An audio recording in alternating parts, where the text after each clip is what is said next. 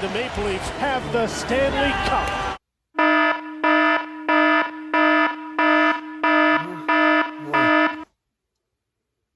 Oh, it was just a dream.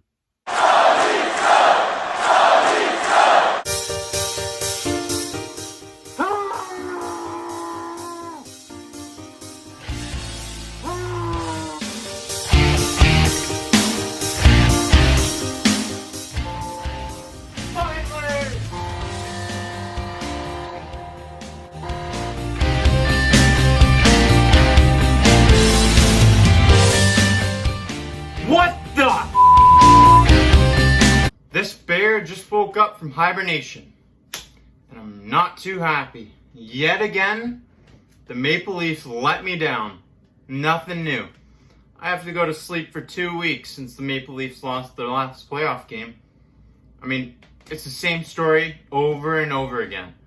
First round exit, classic Maple Leafs. The thing that really bothers me though, is how much I invest into this team. I invest my livelihood. I decorate my home. Look at this. Maple Leaf signed jerseys. We got display cases.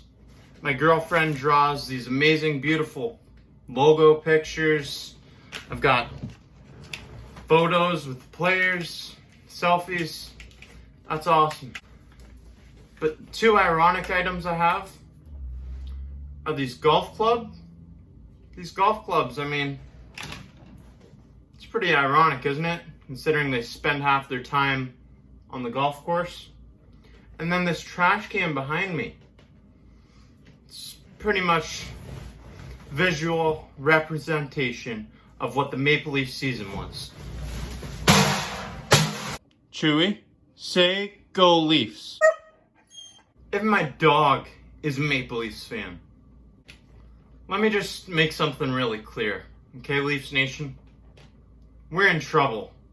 And I don't know when this is going to end. But it's inevitable that it ends sometime. Isn't it? I just want to ask you something. And I don't mean no trade clauses. I don't mean any of that. But I want to ask you, who on this team is 100% untradeable to you? That's not including money or trade clauses. Just who on this team would you keep no matter what? There's one player on this team that I'd keep no matter what. That's Austin Matthews. Marner has a bad contract. Tavares, although it's not his fault, bad contract.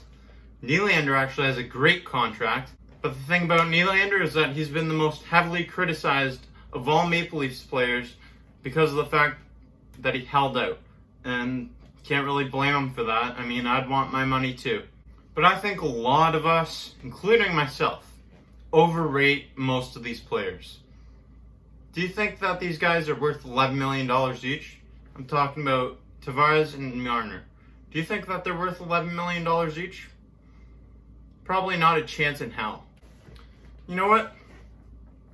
This whole overrating thing might be due to the fact that we haven't won a playoff series since 2004, when Jason Spezza was a rookie with the Ottawa Senators. And speaking of Spezza, he's a free agent this year. He was actually someone that I want to stay on this team.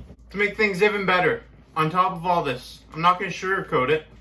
We've got probably the worst defense in hockey, if not one of them, definitely. A goalie with a contract coming up at the end of the season. So we're going to have to re-sign Freddie Anderson, which I don't think we will. He's getting up there in age and he's going to want a lot of money. We don't have the cap space. Oh, and on top of all this, we have no first round pick this year. The cap space we have remaining on the books for next season is very minuscule. We have $4.5 million currently to operate. So, Kyle Dubas, you put yourself into this mess. I like to see how you're going to get yourself out of it. I find it very highly unlikely that any of the 4 big forwards on our team are going to get traded anywhere. So that leaves us with a whole roster of players that can be moved. Do we trade Kasperi Kapanen? Andreas Johnsson? Both? Heck, I say we have to trade a lot more than that. because free agency is going to be tough for us to bring anyone in with $4.5 million. And I don't think anyone really wants to go to a team that's eliminated in the first round every year. We have one of the worst defenses in all of the National Hockey League. And this is something we need to address. We're most likely going to need to address it through trade because we don't have any cap space to operate. If we're not trading our top 4 guys, we're going to have to trade the next tier down. We're going to have to trade the Captains, the Janssens, the Kerfoots of the world. In years past, I'd say bring in draft picks, get that draft capital, and build something that's going to be good for the next 10 years. I know it's not what we want as Leafs Nation, and it's not what we want here. But we can't even go there because what's happening with the draft now that this whole virus thing's happening? We can't evaluate the talent properly. This is going to be problematic for a lot of teams, but especially for the Maple Leafs. I think that part of Dubas's long-term plan was to bring in more players through the draft, which it's not a bad idea. Bring in more players through the draft. That's why he spent that much money on his top 4 players. Can't really do that now, can you? You don't know what you're going to have. And the Marlies sucked this year.